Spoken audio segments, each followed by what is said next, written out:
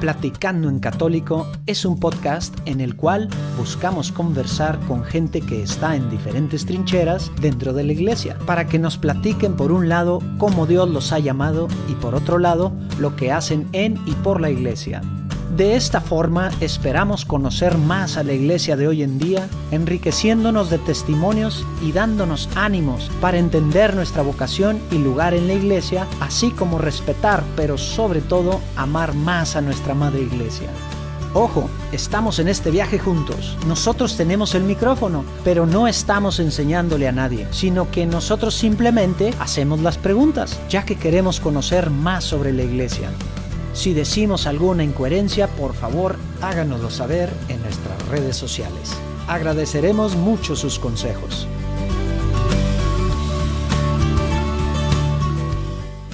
De nuevo, otra entrevista aquí donde se me escabulló Urquidi.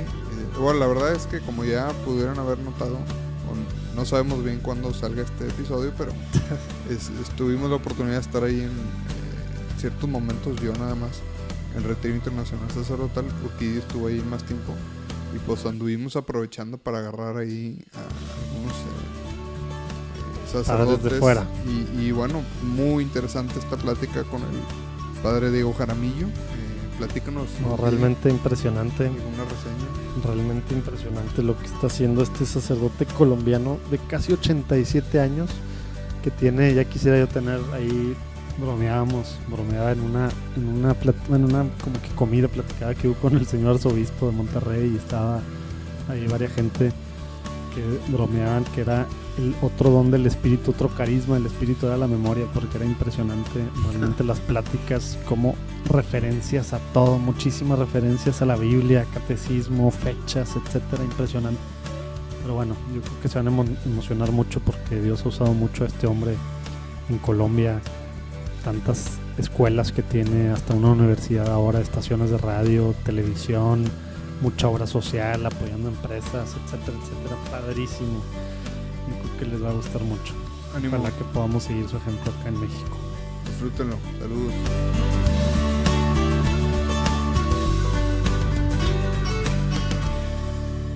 Muy bien, Padre Diego, pues finalmente se nos hizo la entrevista después de varios días. Muchas gracias.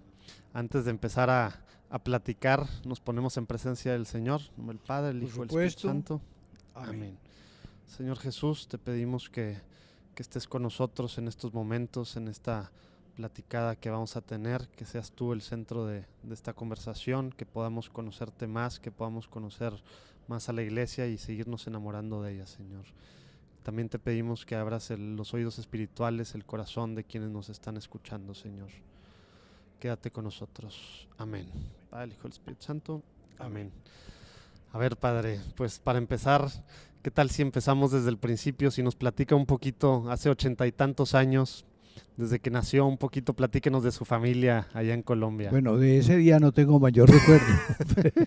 me imagino, pero yo creo que del siguiente sí, por lo pero que he ya escuchado. Cuando fui creciendo, me encontré que había comenzado mi existencia en un pueblo de Colombia, departamento de Antioquia, y que se llama Yarumal.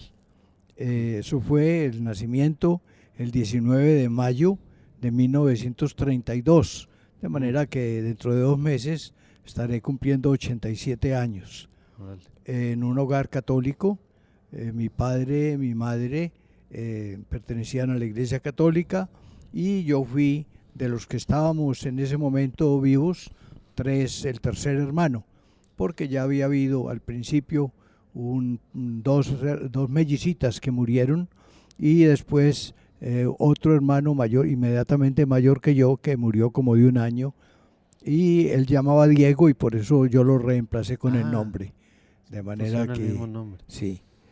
Bueno, eso ¿Yarumal es un pueblo muy chiquito o es una ciudad mediana? Es una población intermedia que debe tener se hablaba, yo no sé ahora cuánto tendrá, pero se hablaba como municipio con la parte rural de unas 35,000 personas.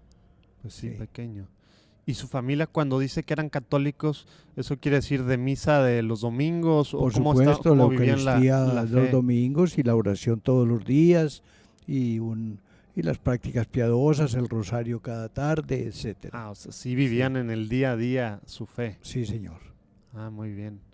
Y luego, padre, platíquenos un poquito más adelante, un poquito del encontrar de su vocación. Bueno, y demás. me fui formando ahí en esa población que te digo, en Yarumal, y luego estudié los años de primaria con los hermanos de las escuelas cristianas, los que llamamos La Salle.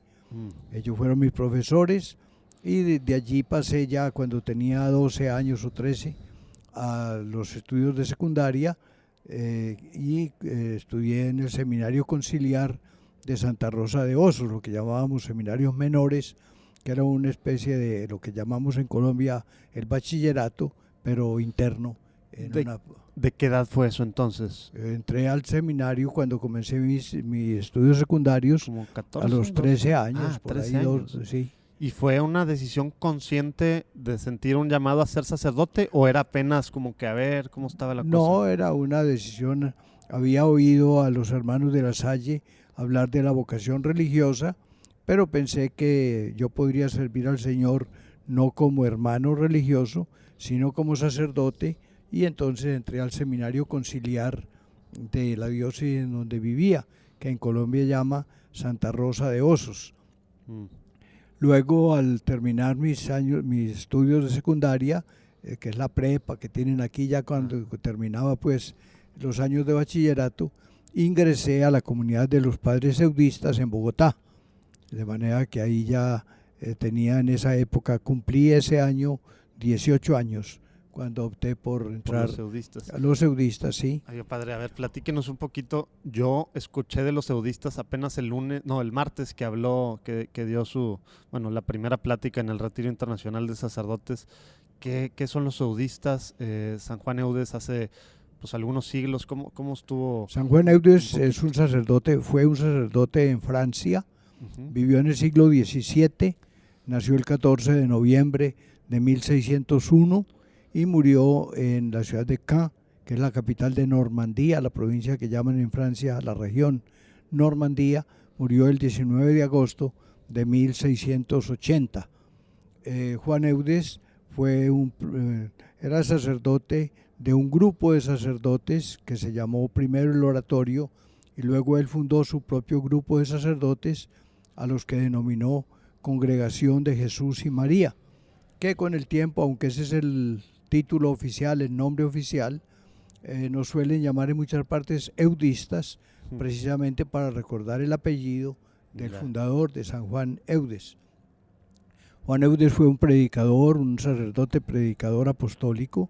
En segundo lugar, se dedicó a los pobres, a los enfermos, sobre todo en esa época del siglo XVII, a los apestados, a los que sufrían las pestes, pues, y fundó primero una congregación de religiosas que se ocupaba de ayudar a mujeres que estuviesen en la prostitución para rehacer su vida, y fundó después la Comunidad Nuestra, cuyo objetivo fundamental era... Primero fue las mujeres, entonces. Primero en 1641 fue las mujeres, y en 1643 la comunidad de sacerdotes, que se dedicaban por una parte a predicar en las distintas parroquias, misiones, una especie como de renovación carismática de esa época. Desde el 17. Desde el siglo XVII, sí.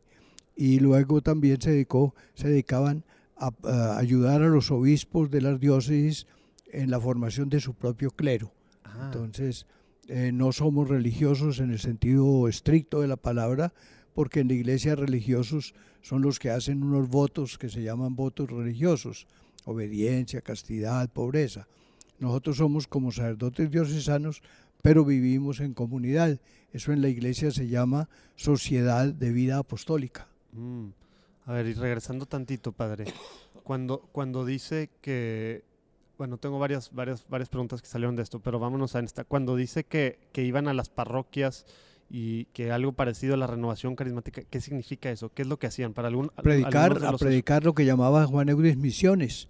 Él mismo vivía predicando, y no le gustaba hacer misiones que no duraran siquiera 2 o 3 meses, porque él decía que entonces se mueven las ramas pero no se cogen los frutos. De fin de semana no, ni de una semana. No, eran largas las misiones, y entonces organizaba equipos de laicos y de sacerdotes que lo acompañaban, y entonces entre todos predicaban por las mañanas y por las noches, daban catecismos, tenían grupos de jóvenes, de hombres, de mujeres, etcétera. Es decir, era como un reavivamiento del espíritu cristiano en la parroquia que se veía favorecida por esa misión. Y en la parte de hacia, digamos, el servicio hacia las diócesis o hacia el apoyo a los obispos, en la ciudad de ¿cómo Caen, se daba? que es la capital de Normandía, se fundó el seminario diocesano con padres proporcionados por el padre Eudes. Después también en la ciudad de Coutances, en la ciudad de Rennes, en la ciudad, fue como un renacer en la iglesia. Ya había pasado el Concilio de Trento, que había sido en el siglo XVI, siglo anterior, y en el Concilio de Trento se había hablado de la conveniencia de fundar seminarios en las diócesis, pero nadie había llevado a cabo esa experiencia. Pero hubo simultáneamente con el padre Eudes varios sacerdotes en Francia que comenzaron con esa experiencia. Uno fue San Vicente de Paúl, que fundó los padres vicentinos o lazaristas. Claro. Otro fue menos conocido. O sea, eran contemporáneos San Juan Eudes y San Vicente de Paúl. Sí, San Vicente un poquito mayor, pero vivieron juntos pues en la misma época. Y otro que se llamó Juan Jacobo Ollier, que fundó los padres sulpicianos, de manera que esos tres fueron como tres puntos de referencia, sí, franceses los tres. Y por ejemplo eso, padre, ha trasladado ahorita al siglo XXI, ¿cómo siguen viviendo los eudistas? ¿Siguen tal cual con el tema del servicio a seminarios, a los obispos a través de esta parte, o inmersos en las parroquias de la misma forma? ¿Cómo bueno, hay muchos que trabajan en parroquias o en otras obras diocesanas. Tuvimos una época fuerte, sobre todo el siglo pasado, de trabajo en seminarios ayudándole a los obispos, pero en la medida en que el clero diocesano va siendo suficientemente numeroso y preparado, entonces entregamos al clero diocesano para que maneje su propio seminario. Como que eras más para empezarlos, entonces. Para empezarlos y fortificarlos. Aquí en México, a principios del siglo XX, los eudistas trabajaron en el seminario de Jalapa, de Chilapa y de Saltillo.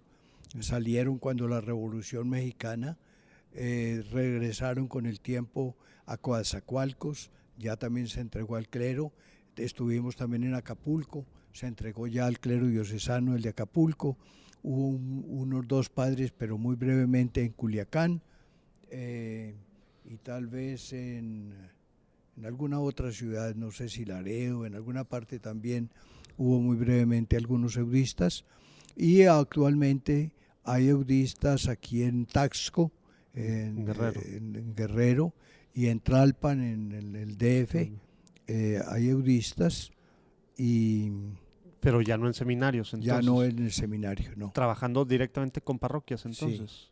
Sí. Y hay también eudistas en seminario, por ejemplo, en Tegucigalpa, en Honduras, en Nicaragua hay un trabajo parroquial, en República Dominicana, en Santo Domingo también, en Colombia, en Venezuela, en Brasil, en Perú. Muy bien. De Brasil muy poquita gente, de todos los otros países que dijo padre sí nos escucha gente, de Brasil muy poquitos, pero de Centroamérica y el Caribe sí nos escuchan, entonces para quien esté, bueno, quien le interese saber un poquito más, por ahí tienen cerquita eudistas. Y entonces, padre, por ejemplo, el tema de, bueno, regresando al tema de las mujeres, ¿sigue la rama que fundó un poquito antes de... Bueno, de esa rama que fundó San Juan Eudes, que se llamó Nuestra Señora de la Caridad del Refugio, brotó otra comunidad con el tiempo muy parecida, únicamente que en su organización eran más centralistas, que se llama El Buen Pastor, y después El Buen Pastor y El Refugio, con otra comunidad fundada por un padre eudista, se han unido por la escasez de vocaciones en varios países, y ahora se llama Nuestra Señora de la Caridad del Buen Pastor. Ok. ¿Y sigue de alguna forma relacionada con los eudistas? Sí, son hermanas nuestras en espiritualidad. ¿Y hay en México?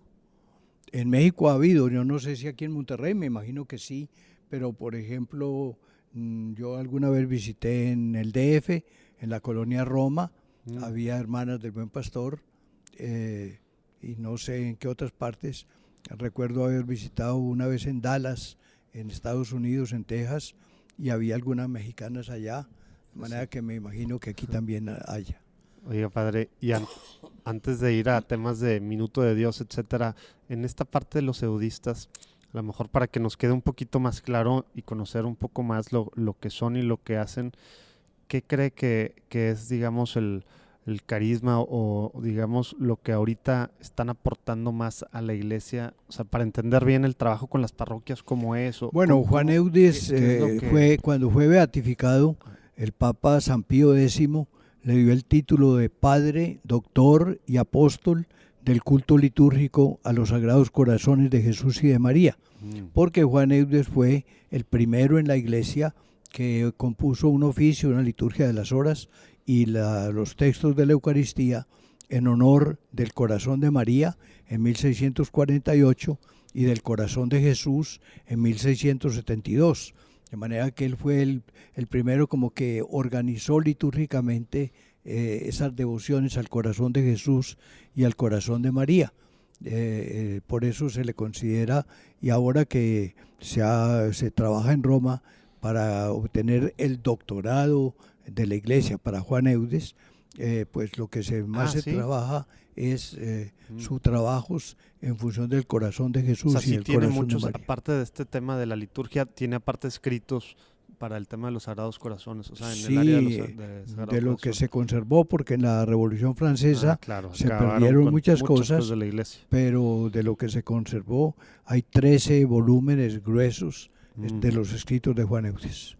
Pues vamos a ponerlo ahí en los show notes, a ver si hay alguna, librerías de este lado en Amazon, no sé. Yo creo que en el DF estuvo un padre eudista que trabajaba en Tlalpan, el padre Carlos Triana, que tiene su nacionalidad mexicana, y él ha escrito muchas cosas sobre San Juan Eudes. Muy bien, pues ahí los buscamos para ponerlo para el que quiera saber un poquito más. Y está el proceso, ¿cómo es el proceso para ser declarado doctor de la iglesia? Bueno, hay que hacer la petición en Roma y se comienza a estudiar la doctrina y viendo si realmente el aporte espiritual, la doctrina enseñada por la persona tiene una originalidad especial y si realmente le ha aportado a la vida de la iglesia algunos... Pero hay una comisión, o sea, es así como... Por supuesto, eso todo está en las comisiones de Roma, en la comisión de las causas de los santos, etc. Es la misma comisión. Sí, yo creo que es allá la misma. Mira. O en la doctrina de la fe. Porque no, digo, el tema de doctores, no hay tantos, ¿verdad? Digo, no sé cuántos habrá, no habrá más de 20, ¿o sí? No sé el número preciso, de vez en cuando hay promoción de doctores en la iglesia. Mira. Por ejemplo, Santa Teresita de Lisieux, pues fue la última, Santa yo creo, Teresa de Ávila, son doctores, pero sobre todo en la iglesia primera, San Agustín, San Ambrosio, San Hilario. ¿Pero son doctores ellos o son padres? Son padres y doctores de la iglesia. Ya decía San Ambrosio, San Agustín, San Hilario, San Juan Crisóstomo, todos ellos se consideran padres y doctores de la iglesia. Y luego ya a partir de como el siglo que era 10º, 9º, por ejemplo, algo así, Santo Tomás de Aquino es doctor, Él ya es doctor. Sí, como a partir del 9º entonces, o 10º. Ya. Bueno, y San Bernardo también además es doctor. Sí, claro. Muy bien, padre. Padre, muy interesante este tema de los eudistas, que, yo creo que el tema que dice de vivir en comunidad, pero trabajando en las diócesis, hace falta mucho hoy en la iglesia, ¿no? Como que para los sacerdotes me imagino que es bueno que los nutre. sacerdotes no nos quedemos aislados unos de otros o cada uno en su pequeña parroquia, sino que sepamos que hay una solidaridad y un apoyo mutuo. Y eso es vivir juntos, y aparte hay ciertas actividades juntos o direcciones espirituales en conjunto. Hay misiones y cosas que hay que realizar juntos. Pero me refiero al día a día para el tema de nutrirse y de el tema de vivir a la luz, etcétera. En una comunidad suelen vivir, según la ley de la iglesia, al menos 3 personas. Entonces son 3 de los cuales realizan en común una acción. Bien. Oiga, padre, platíquenos un poquito de Minuto de Dios, que es tan importante, pues no nada más en Colombia, ¿no? En Sudamérica, ¿verdad? Un sacerdote eudista que llamó Rafael García Herreros, colombiano, le gustaba en primer lugar mucho las obras de los medios de comunicación. En esa época los medios de comunicación era la radio, Entonces él comenzó en la radio un programa semanal llamado La Hora Católica. Después varió ese programa y de ahí nació en 1950 un programa mucho más breve que se llamó El Minuto de Dios, pero que fue diario. Entonces era un minuto, aunque al principio tal vez podía ser un programa de 2 o 3 minutos, pero tenía el nombre de Minuto de Dios y sigue siendo el programa. ¿Y eso era una reflexión? Una reflexión sobre un tema espiritual, evangélico, etcétera. Ese programa pasó a la televisión colombiana y por primera vez se emitió por televisión el 10 de enero de 1955. De manera que ya cumplimos 64 años de estar en el aire todos los días y eso hace que se dice. Y es en la televisión, o sea, en la televisión libre nacional, sí. Nacional. Así sí. Se llama el canal, la televisión nacional. No, la televisión colombiana y también en algunas de las cadenas nacionales. Allá tenemos 2 más importantes, Caracol y Radio Cadena Nacional. Y en esas es un programa institucional aprobado por la Comisión Nacional de Televisión, entonces donde se manda, llegan a todos lados. Donde se manda, se puede pasar, se debe pasar. Y entonces se dice que es el programa de los que actualmente se transmiten por televisión en todo el mundo, es el más antiguo. Wow. Ininterrumpidamente 64 años. 64 años cumplió diario. En enero pasado. Wow. Sí. Y entonces en Colombia, además pues de que es un programa de tipo religioso y antiguo, se hizo notable porque fue dando nacimiento a una obra social. Entonces, no solo pues tenemos allá una obra de radio, tenemos actualmente 7 emisoras en distintas ciudades del país, algunas fuertes de 15 kilovatios, algunas. Tenemos en FM unas y otras en AM, pero tenemos también radios por internet y tenemos programas de televisión, por supuesto. Tenemos una entidad que es productora de programación de televisión. Esas son 2 de las entidades y es la presencia nuestra en los medios de comunicación. Luego hay otras entidades, de ahí comenzó la construcción de viviendas para familias de menores recursos económicos y se calcula que desde 1957, cuando se entregaron ahí las 3 primeras viviendas, hasta hoy se ha intervenido, bien sea por vivienda nueva, bien sea por mejoramiento de vivienda, en unas 152,000 soluciones de vivienda, lo cual quiere decir que a través del Minuto de Dios aproximadamente 1 millón de personas ha mejorado en su vivienda. ¿Y eso es por fondos que hay donadores de ustedes? ¿O es por la gente que ayuda? Ah, ya. La gente que envía dinero. O sea, ya se posicionaron como la organización, digamos, de civil, con más credibilidad y por eso prefieren aportarles a ustedes. Claro, es una organización con reconocimiento legal de las leyes colombianas y como en los barrios que se iban construyendo, las colonias que llaman aquí, había familias con bastantes hijos, entonces se comenzó una organización que ahora se llama Corporación Educativa, Minuto de Dios, que se encarga de jardines infantiles, de escuelas y de colegios. Tenemos en total 34 o 35 entidades de educación con unos 26,000 alumnos. Wow. Pero luego entonces, y ellos sacaron la primera promoción de bachilleres en 1967. Ah, entonces es desde preescolar hasta bachillerato. Pero después se abrió una universidad que actualmente es la que tiene mayor número de alumnos en el país, con unos 115,000 alumnos. ¿Y cuándo se fundó la universidad? Abrió aulas por primera vez en febrero de 1992. ¿Cómo se llama?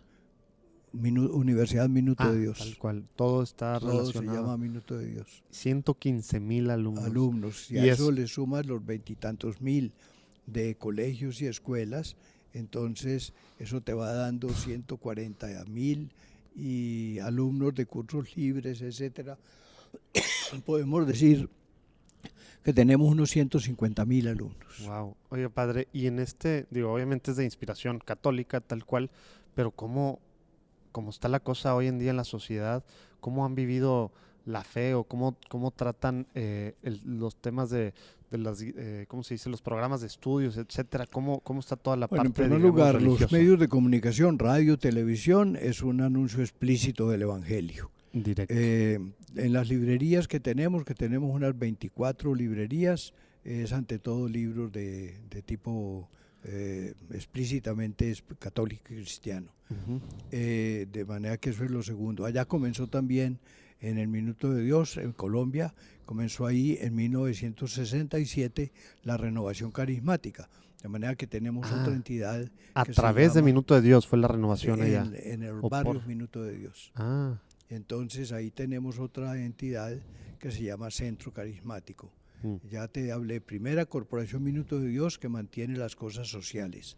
Corporación Educativa Minuto de Dios, que se encarga de la educación desde los pequeñitos hasta lo que allá llamamos bachillerato, que se termina más o menos cuando el muchacho está en 17 años, más o menos. Antes de la universidad. Y después tenemos la Universidad Minuto de Dios, Corporación Universitaria. Después tenemos la Corporación Centro Carismático, que se encarga de emisoras de radio, de televisión, de esa librerías. Esa depende de Corporación Centro Carismático. Tenemos otra que se llama Corporación Industrial Minuto de Dios, que comenzó haciendo confecciones de ropa, pero que se ha extendido a asesorías a pequeñas y medianas industrias para que logren ser más eficaces. Hay otra entidad que la llamamos Fundación de Asesorías para el Sector Rural, que se encarga de todo el campo, de los campesinos, y producimos microorganismos para que los productos agrícolas sean de mejor calidad y mayor abundancia. Y luego tenemos otra entidad que tiene su sede en Miami, que llama Minuto de Dios Corporation, que trata de motivar a los colombianos que viven en Norteamérica, en los Estados Unidos, para que ayuden a las obras sociales que se realizan en Colombia. Tenemos otra que llama Cooperativa Minuto de Dios, que trata de ayudar a los estudiantes con préstamos blandos para que tengan dinero para pagar sus matrículas o para resolver sus problemas económicos. Wow. Oye, padre, y esto, o sea, ¿usted está a cargo de Minuto de Dios desde...? Bueno, yo siendo seminarista conocí al padre García Herreros, el fundador. Nos llegamos a trabajar y colaborar en muchas cosas. Después yo, cuando me ordené de presbítero, los primeros 8 años, 9, estuve en otros lugares de Colombia, aunque en amistad con el Minuto de Dios, pero desde 1967 fui nombrado miembro de la Junta Directiva del Minuto de Dios. En 1971 me fui a vivir al Minuto de Dios, de manera que ya llevo 48, 49 años de vivir ahí. Y cuando murió el padre Rafael García Herreros, que murió el 24 de noviembre de 1992, me pidieron que continuara yo coordinando las actividades del Minuto de Dios. ¿Y cómo le hace para coordinar tantas cosas, padre? Bueno, el día tiene 24 horas. ¿Y tiene el don de bilocación o qué? No he tenido todavía ese don, entonces tengo que caminar rapidito de un lugar a otro. Por eso está tan bien a los 87 años. Sí, cierto. Perfecto, se ve tanto trabajo entonces y tanto caminar. Es cierto. Oye, padre, ¿y por qué cree que... O sea, han tratado de fuera del esfuerzo de Miami y de lo que están haciendo allá, pero que es un esfuerzo que se hace con colombianos para Colombia, por alguna razón no se han expandido en otras partes de Sudamérica? Bueno, hemos ayudado a fundar una universidad asesorándolos en todo y perteneciendo a la junta directiva en Costa de Marfil, en África, en Abidjan. De manera que Abidjan es la capital de Costa de Marfil, de manera que eso lo hemos tenido allá. En otros países tenemos padres del Minuto de Dios, por ejemplo hay en Nicaragua actualmente, hay en Perú, Pero la obra Minuto de Dios como tal realmente no está en Colombia. Y es impresionante entonces lo que en estos, pues ya no sé cuántos, 60 años han logrado hacer por todos lados, la parte social, etcétera. Una parte que se me hace que no es tan común para la iglesia hoy en día y que hace mucha falta, toda la parte de los medios de comunicación, porque la iglesia tradicionalmente ha hecho algunas de las otras cosas que ustedes hacen, no al nivel, en la parte de agricultura y al tema de las microempresas, etcétera, y escuelas, pues no algo en siglo XX, XXI, yo no creo que ningún otro orden lo haya hecho de esta forma que lo han hecho ustedes, pero la parte de los medios de comunicación, no es, y más en Latinoamérica, ¿qué cree que a lo mejor, hay muchos laicos y sacerdotes que nos escuchan, principalmente el 78% son de México, pero una parte importante de Estados Unidos, mucho Centroamérica, algo de Sudamérica y España también, pero ¿qué cree que es, que fue determinante para ir, digamos, abriendo camino para esta parte de los medios de comunicación y que ahora pues es tan necesario porque parece que la iglesia pues no está presente en los medios en algunos países, como a lo mejor es en México, ¿no? Que nada más hay algunos canales ahí en sistemas pagados, porque a nivel abierto, televisión abierta no hay nada, ¿verdad? Y así hay muchos países. Bueno, como te dije, el padre Rafael comenzó con un programa radial que pasó después a la televisión y eso dio una presencia primera en los medios. Cuando apareció la renovación carismática se abrieron librerías. Habíamos tenido antes alguna experiencia con una editorial de imprenta, pero ahora en la renovación no tenemos imprenta, sino que preparamos los libros y folletos que se hacen editar afuera. Pero entonces en esos tres campos hemos incursionado. Tenemos una radio, dos emisoras de radio, una de música y una de noticias por internet, que tienen un cubrimiento sobre todo a colombianos o latinos que no viven en el continente latinoamericano. Entonces mucha gente lo sigue de otras partes. Se llama RCC. Lo vamos a poner ahí en la lista de los show notes. rccradio.fm.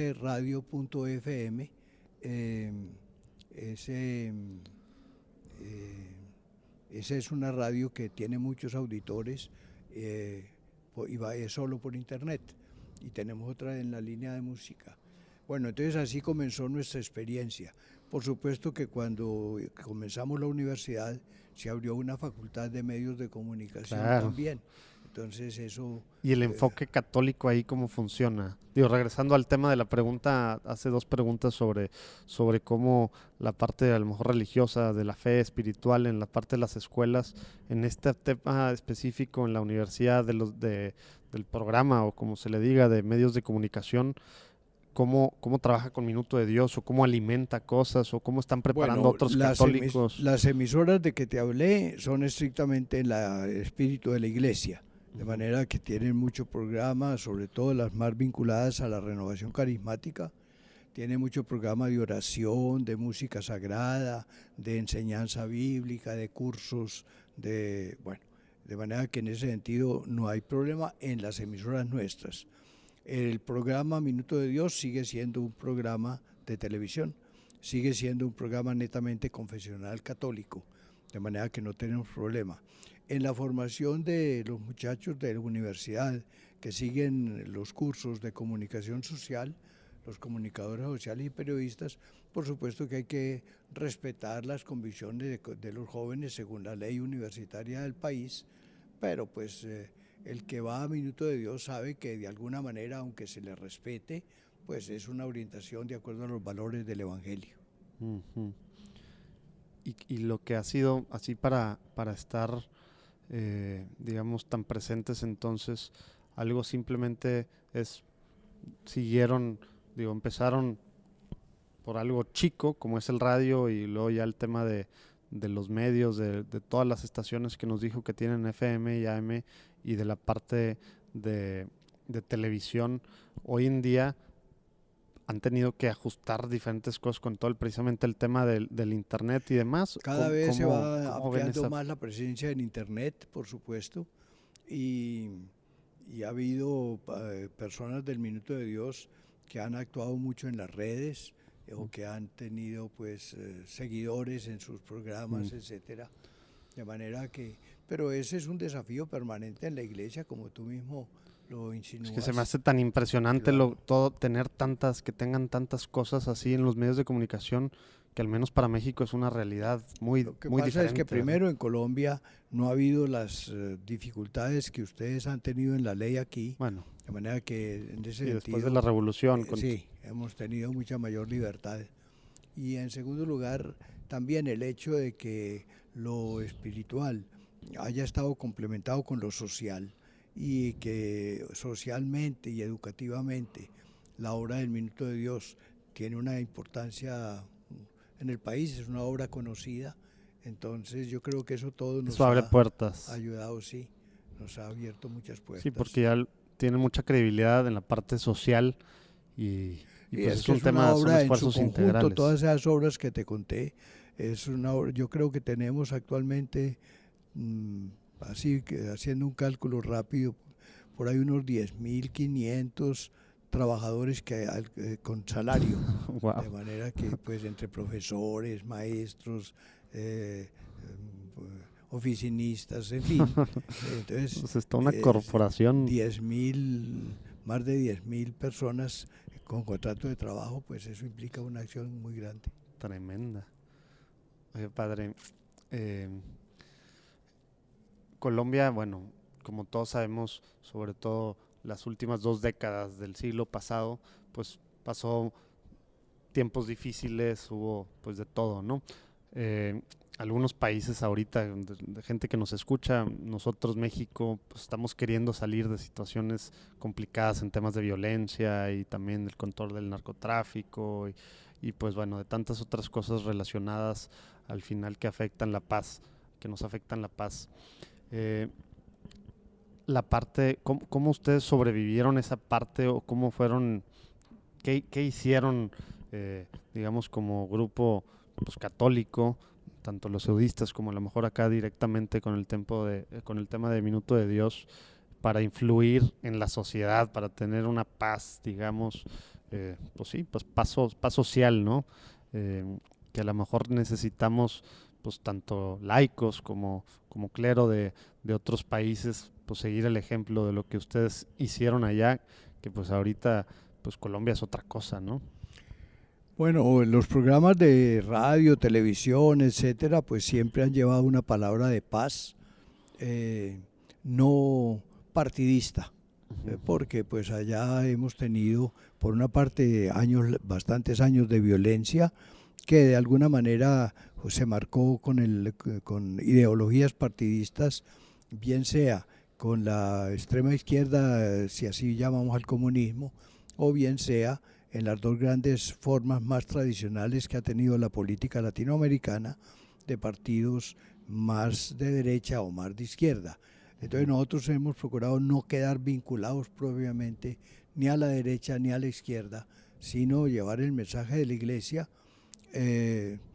respaldando siempre, si las hay, orientaciones del episcopado colombiano, y entonces eso no quiere decir que estemos de espaldas al mundo político, porque desde el principio hubo siempre un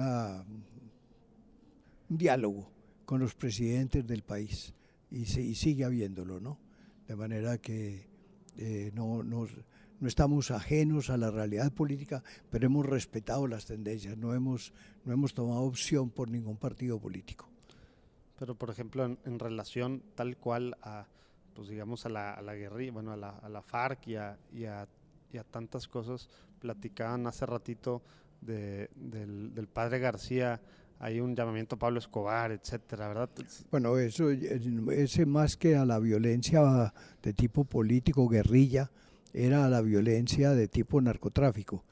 Entonces... claro, porque hay que diferenciar, ¿verdad? Los que estamos de fuera, la guerrilla sí era un tema político 100%, ¿verdad? Por lo menos en aunque momentos. Luego se ligó un poco, la guerrilla, pero sí, se ha vinculado al narcotráfico porque se volvieron vendedores de coca Muchos de ellos, no todos quizás, pero sí muchos de ellos han mezclado, sobre todo en los últimos años, la venta de coca y el cultivo de la coca en regiones donde... Sí, se ha vuelto su negocio para seguir sobreviviendo.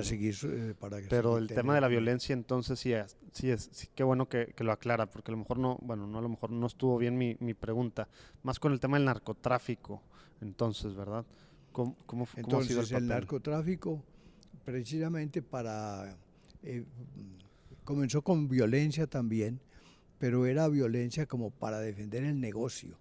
No era tanto que violencia ideológica, sino violencia económica, poder. Entonces hubo narcotraficantes fuertes, padrinos de la venta de la droga. Sobre todo tuvimos en la historia un hombre llamado Pablo Escobar Gaviria, y Pablo Escobar optó por evitar que hubiera leyes que lo extraditaran a los Estados Unidos, o que según los convenios que había oficialmente, o por que no los atacaran suficientemente. Optó por formas muy violentas, como por ejemplo la explosión de un avión en vuelo, por ejemplo explosiones de camiones cargados de dinamita cerca de edificios o a lugares donde había bastante gente, cosas de esas. O sea, el tema era el miedo como herramienta para que la gente no estuviera en contra. Para que no lo persiguieran. Uh-huh. Entonces en ese momento el padre Rafael García Herreros, por televisión, comenzó a mandarle, hombre, ¿por qué no se entrega? Directamente eran llamados a él. Sí, sembremos la paz en Colombia, etcétera. Y él respondió y hubo la entrega de Pablo Escobar, que fue acreditada por el padre Rafael. El padre Rafael lo acompañó hasta la puerta de la cárcel. De plano. Sí, o sea, claro. Sí fue, no nada más, bueno, pues dicen que influyó. Directamente sí vio él lo de Minuto de Dios, sí. Estaba escuchando. No, y hubo alguna que otra carta y entonces se pusieron de acuerdo y lo llevó a la cárcel. Vamos a ver si encontramos ahí algunas de esas, de estar documentado, ¿verdad? Para que lo pongamos ahí en los show notes. Pero finalmente el tiempo que Pablo Escobar permaneció en la cárcel, él continuó con no fue una negocio. Conversión como el padre lo esperaba, sino porque él decía, no, pues esto hay que acabarlo, pero acabémoslo y comencemos las normas de la legalidad. Él, desde la prisión, siguió manejando, más bien lo tomó como un subterfugio para seguir una casa diferente. Organizando, sí. Y alcanzó Pablo Escobar a escaparse de la cárcel antes de que el padre muriera, pero murió en ese mismo año de la escapada de la cárcel.